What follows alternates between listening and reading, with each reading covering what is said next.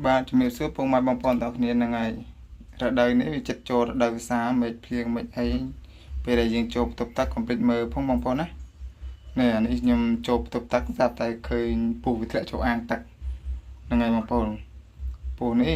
គេហៅពូសខ្មៅឬក៏ពូអីជីជីអីខ្ញុំមិនច្បាស់ដែរត្រប់ខ្ញុំហៅពូសខ្មៅ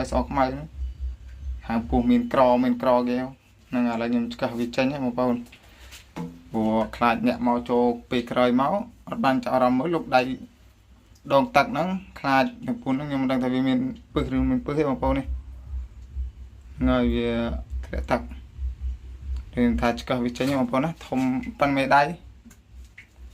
មើលបងប្អូនអូចឹង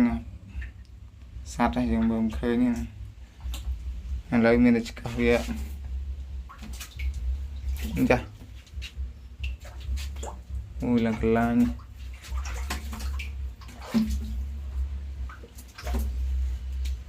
បងប្អូនឆ្កឹះធ្វើមិនចេញមកវាតាក់អញ្ចឹងណាធ្លាក់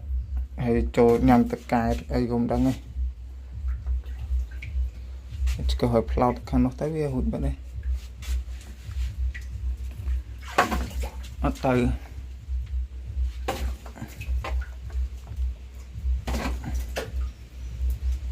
អូលុបទៅ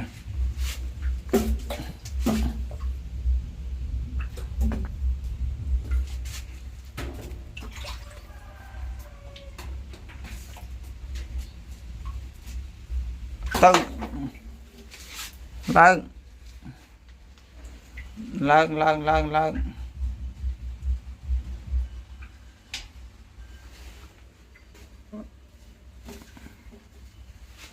នោះបងប្អូនឡើងបានសម្រាប់ទេធ្លាក់ទៅវិញហើយ